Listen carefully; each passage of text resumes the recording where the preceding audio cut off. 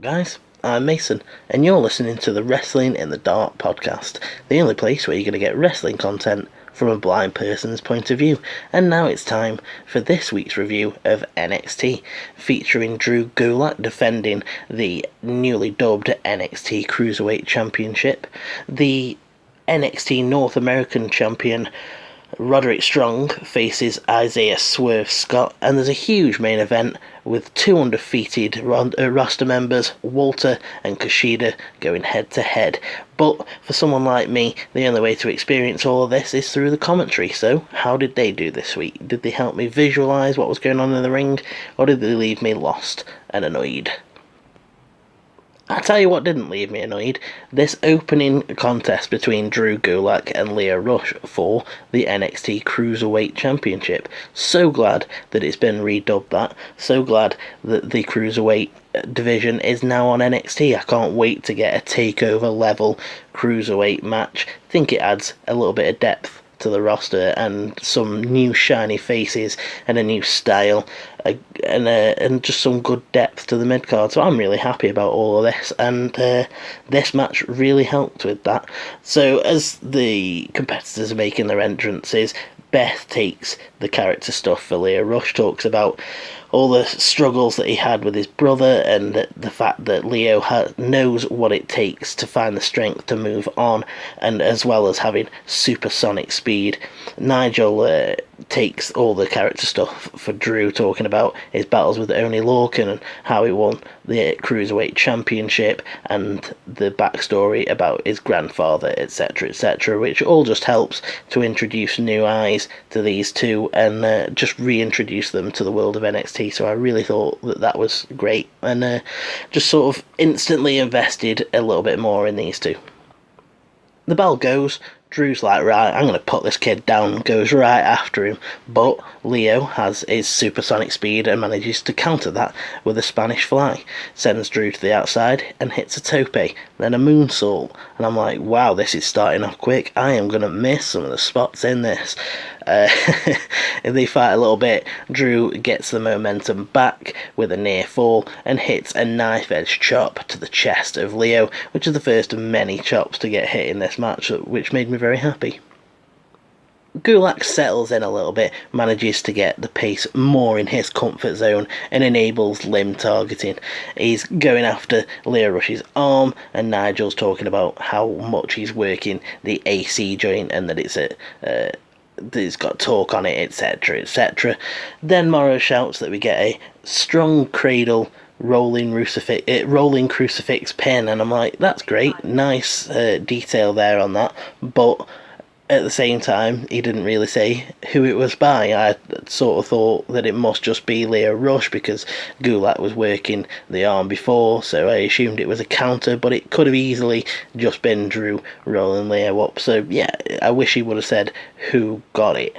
Then we get a nice call from Beth where she talks about the fact that the arm is at a really weird angle, which she seems to like doing with those submissions, like, wow, it's a really weird angle, the arm's not supposed to bend like that, etc., etc. And she's talked about that quite a lot over the last couple of weeks. We get a chop exchange, and I'm always happy about chop exchanges because they're audible. No need for commentary when people are just slapping each other as hard as they can, because that's just obvious what's going on. Drew gets another near fall, and then Lio Rush goes up to the top rope, but Drew sends him crashing down as we go into the commercial break. Back from commercial, Morrow calls a crushing kick to the sternum of the champion. Always love them sort of calls.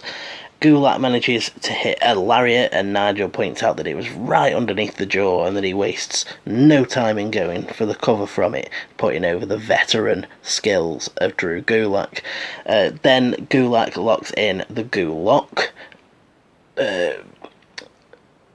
Rush manages to roll him up and Gulak kicks out, so Rush locks in the Dragon Sleeper. Sorry, my mind for a minute then just went completely blank. Thought I was going to have to pause it, go check my notes, but I did manage to think of it. The crowd was going absolutely wild when that Gulak was locked in. It's just the pace of this match instantly hooked everyone in, so by the time that Gulak got locked in, it was like, but I was quite impressed. I like a good Dragon Sleeper too, so I was quite impressed when he locked that in. Gulak's like, right, time to end this, hits the Cyclone Crash, goes for the cover, but Leo gets his foot on the ropes, which was an awesome moment that really, really built the underdog babyface feel for Leo Rush.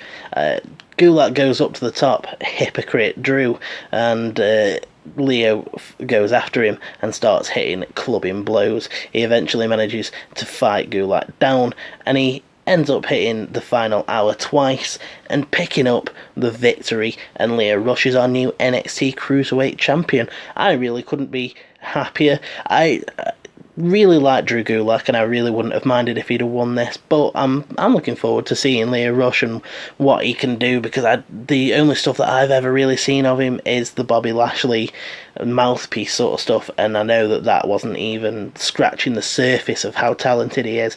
Him on takeovers defending the championship is going to be absolutely amazing.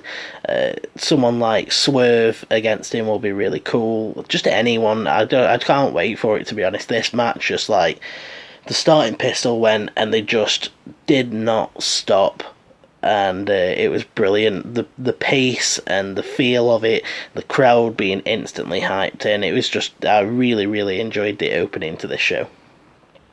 So after opening the show with that 5+ match, they go instantly to video packages, which I didn't really mind, but I think that they could have maybe kept the momentum going a little bit. So we get a Finn Balor hype package. Really looking forward to him coming back properly and seeing who he faces. I assume, obviously, that we're going to get some Undisputed Era shenanigans, and if we get that, can they really resist having the OC come and back him up?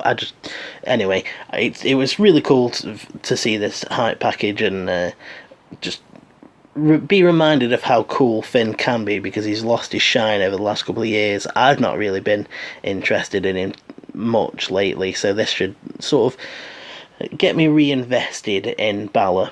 Then we get a Tegan Nox package, which I was much more happy about.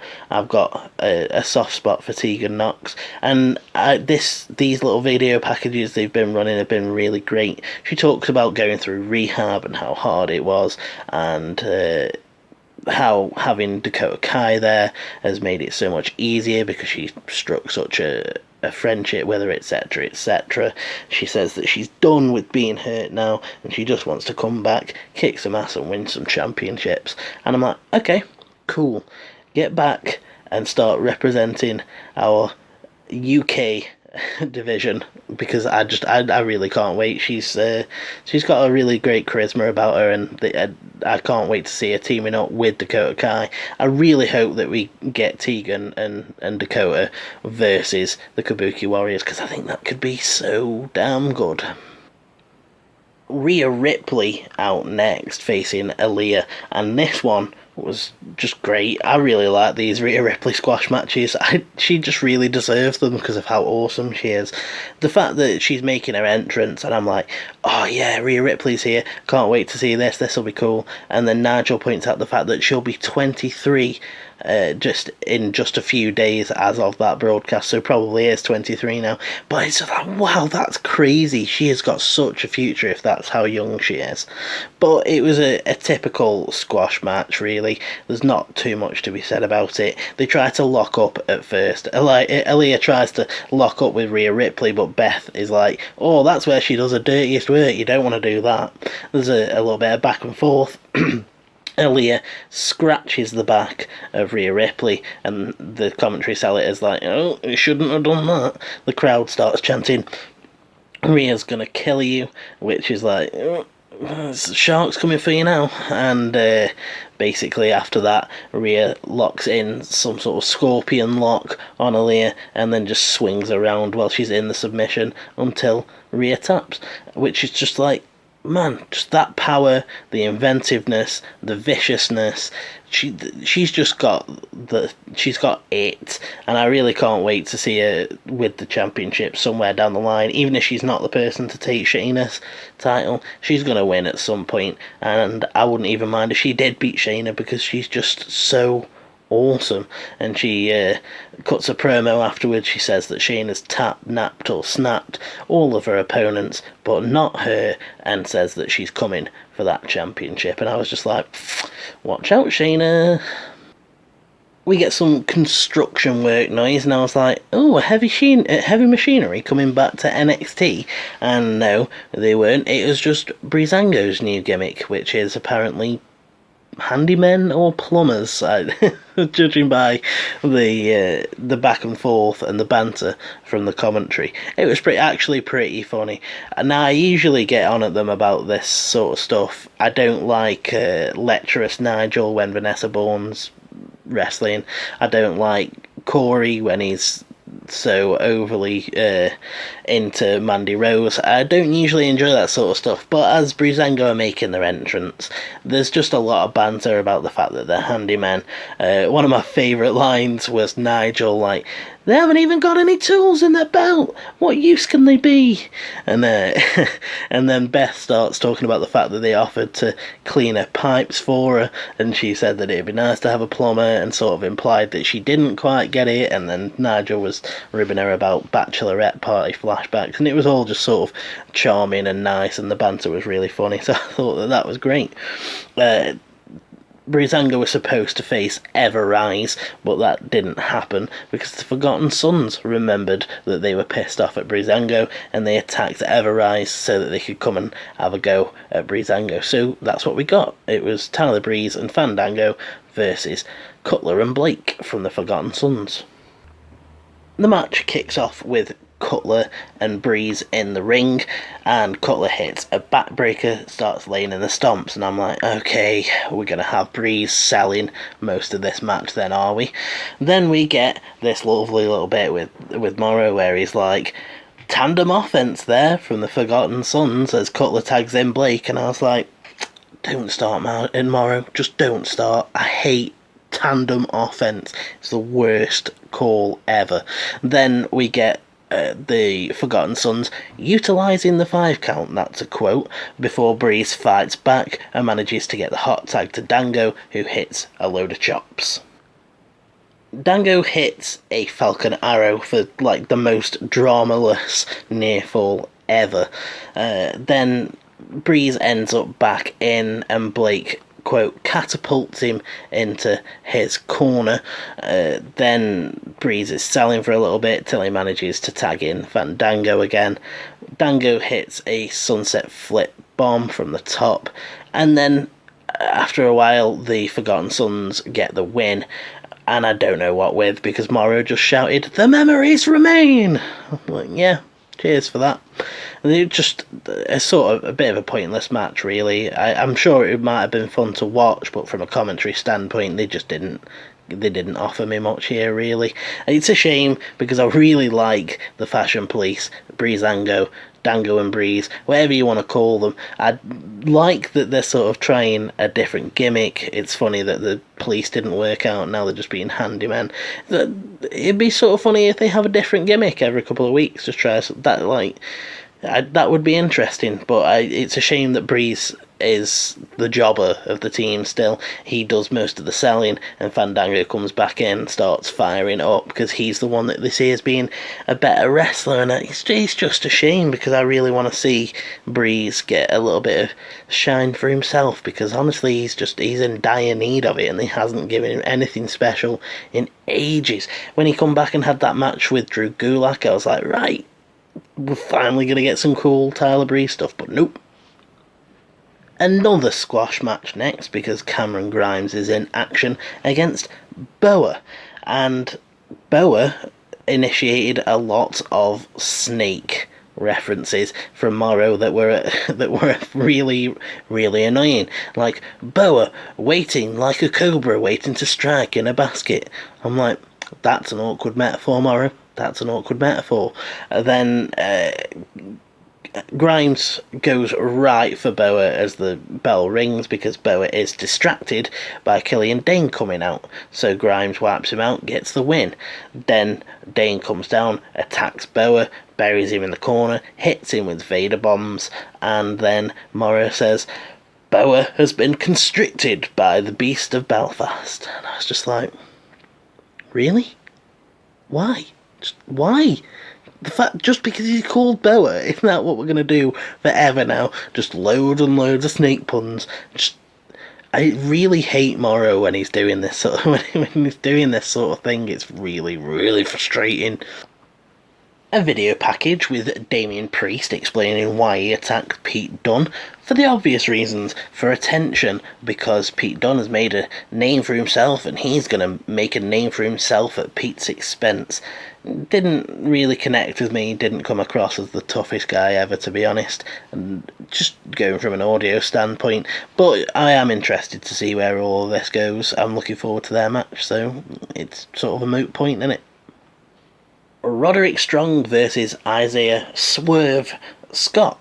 This one was actually quite impressive. I haven't seen Swerve before. I've never actually physically seen him, and I'd never really heard him talk, so I don't have any real visual of him yet. So this didn't connect with me quite as much as it maybe would have if I'd have been a Swerve fan, but it did definitely serve to get me interested because they presented him really, really well. So bell goes, they lock up. Swerve manages to get the control, but Roddy breaks through the guard, and then the ref ends up having to get a rope break. Swerve hits a jumping side kick and a chop. Then he manages to get a cartwheel splash for the near fall, and already I'm like, okay, interesting, innovative offense. I can't wait to see what else he's got to offer. Roddy starts looking for a scoop slam, but Swerve blocks it. He fights back, hits a big kick to the jaw. He's starting to pick up a bit of momentum, but Roddy hits a backbreaker to stop him. He fires up again, starts hitting right hands, and Roddy hits another backbreaker to halt the momentum. Then Nigel's like, you show me a wrestling hold, and I'll show you how Roddy can transition into a backbreaker. And I just really like that he is actually the messiah of the backbreaker. They do play up on that. He hits plenty of them, he targets it. It just really works. There's not many people, at least on the WWE roster these days, that properly just target one part of the body, that hit one sort of move as a speciality, and it just makes him feel really cool to me, especially the fact that it's the back that he's targeting. It just makes it seem a little bit more vicious. The back, the knees, the head, they're all sort of ones that you need to move around. I don't know, just always makes it seem a bit more vicious. There's an up kick from Swerve, followed by another kick to the jaw, and a big right hand that Nigel really loves and sells. Like, oh, that was a great right hand from Swerve there. There's a middle rope move from Swerve that nobody calls, and I was like, I'm really starting to get into this, and now you just let me down with that one. Undisputed Era come out and they try to distract Swerve, but it doesn't work. He hits a super kick and a draping DDT for the near fall. We get a German suplex, a flatliner, and something else that I missed for a near fall. Then Swerve hits a slingshot double stomp to Roddy while he's hung up in the ropes, which I thought was really, really cool. There's a little bit more of action, and then Roddy ends up countering a move with a jumping knee, and he hits the end of Heartache for the win. And I just thought that this was really great. We get to see Roddy doing his backbreaker stuff, as well as continuing to show the Undisputed Era dickheads because they come out and distract people. Swerve gets a really good showcase that is like, this guy's good, you want to keep your eyes on him, and it all just worked really well for me. After the match, Cole gets on the mic. He tells people to give it up for Swerve because he's good, he's just not on the level of Roderick Strong. The best in the world come to NXT to see if they can measure up to Undisputed Era, and plenty of people want to dethrone them like Balor and Ciampa, but no one will. This brings out the Velveteen Dream, who comes out and just talks a little bit of crap, talks about how all of them could be great, but they have a reality that he's going to show them, and I didn't really know what he did there. The crowd went kind of crazy, so I was like, what happened there? He's like, Roddy, in 2 weeks, you get to experience the Dream again in an NXT North American Championship match, and then tells Roddy that he's the one that's going to find out that he doesn't measure up to the Dream, and this makes Roddy really, really mad. So I'm pretty sure that Roderick Strong is confirmed for having a small dick, because the only reason that he'd get as mad as he did after Velveteen Dream made that joke is because he has a small penis. So yes, Roderick Strong confirmed small penis. Ciampa makes his entrance. He comes down to the ring, gets on the mic, just to tell Goldie that Daddy's home, which the crowd chant back at him, and then he goes back up the ramp. There's an interviewer backstage waiting to give him an interview, but Angel Garza interrupts. He says something in Spanish to Ciampa, who lays him out, and the interviewer's like, Ciampa, what did he say? And Ciampa's like, I don't know.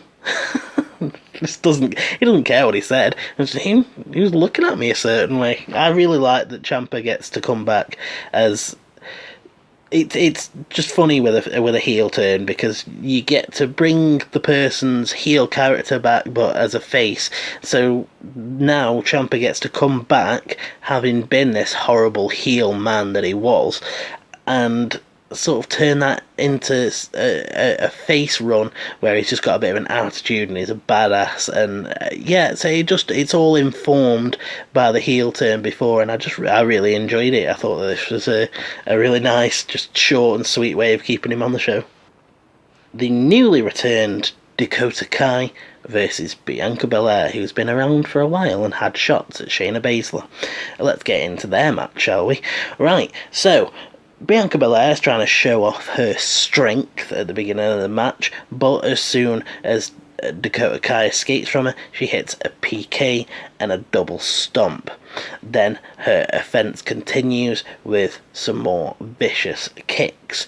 Then Belair sends Dakota Kai into the turnbuckle face first. She hits a hip toss and, quote, runs over her opponent before she gets a cocky near fall. Dakota manages to get a small package, but Bianca gets out of that. Bianca hits a gut buster for the near fall, but DK kicks out of that one.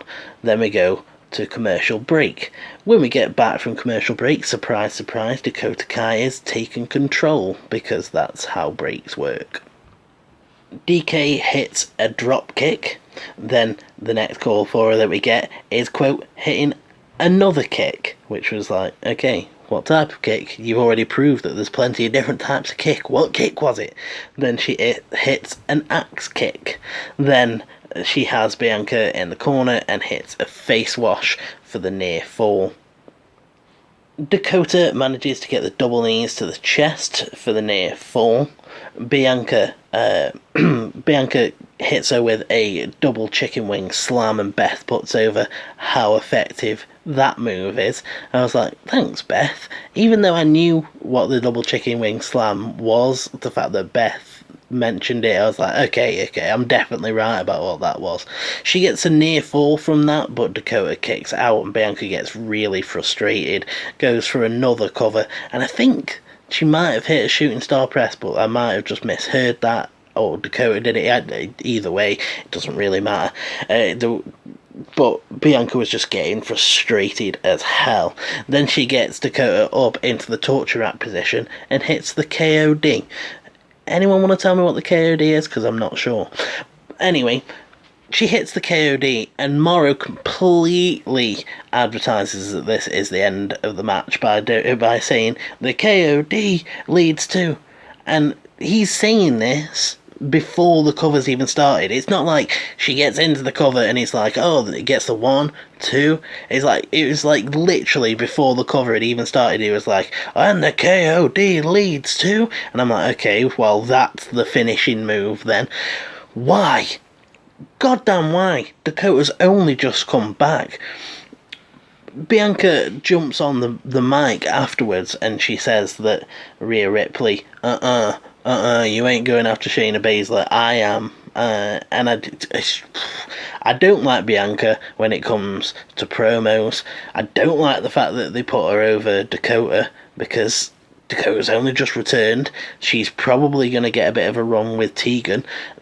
She's a decent challenger for Shayna Baszler at some point, especially if you play on their history, etc, etc. I don't see why they give Bianca the win here, and the fact that she's going back after Shayna, I hope they just set up some sort of multi-woman number 1 contenders match, like at least a triple threat with Rhea, Dakota and Bianca, where hopefully Bianca can take the loss, because I'm just not a fan. I'm sure that she's fun to watch visually, but just from a character standpoint, I just don't like her. I don't like the EST gimmick. I don't find it very intriguing.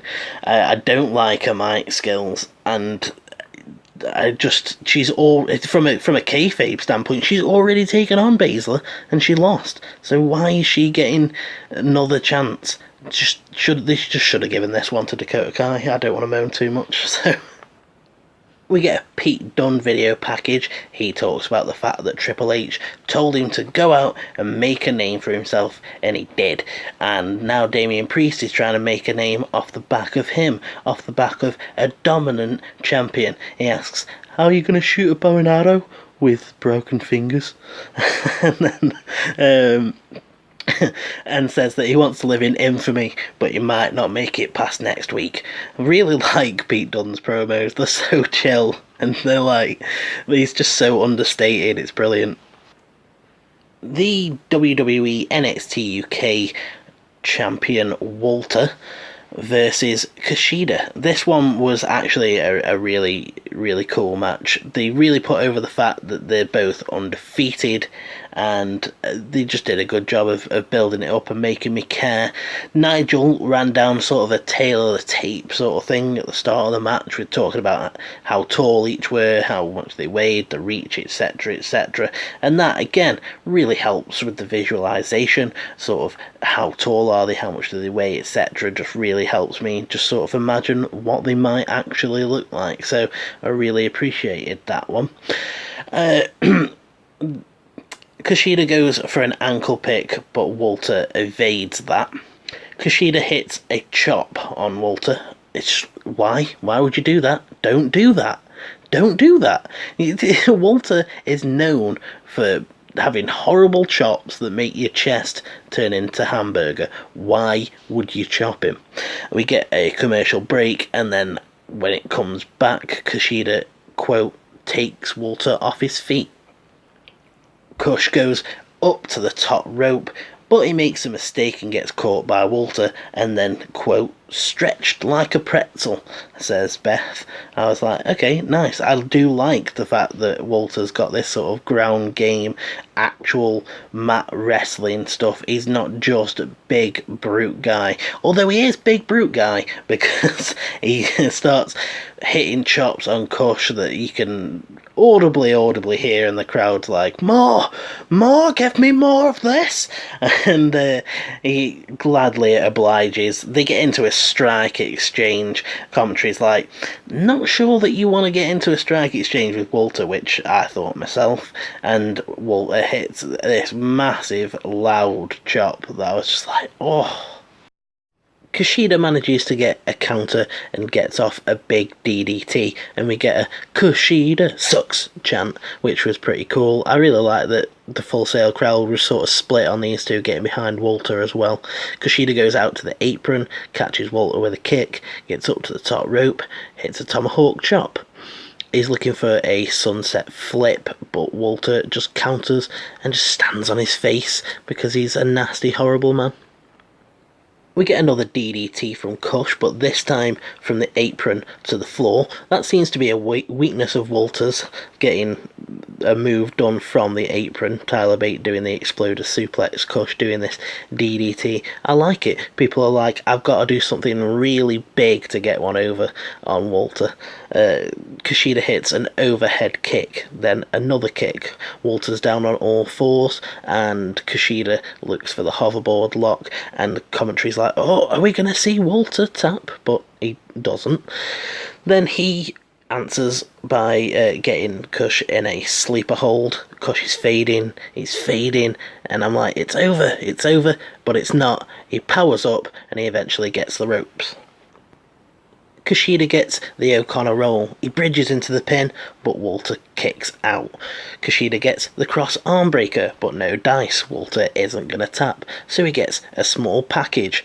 Again, no luck. Walter's just not going down. And I love that at this point it really seems like Kushida's like, oh, I better put him away. I'm maybe getting tired, or just either way, he knows that it's like getting to crunch time. He really needs to get the win on Walter, even if it means just winning by a small package. But eventually he gets caught, gets hit with a release German suplex and a half Nelson pump handle slam, which sounded really, really cool.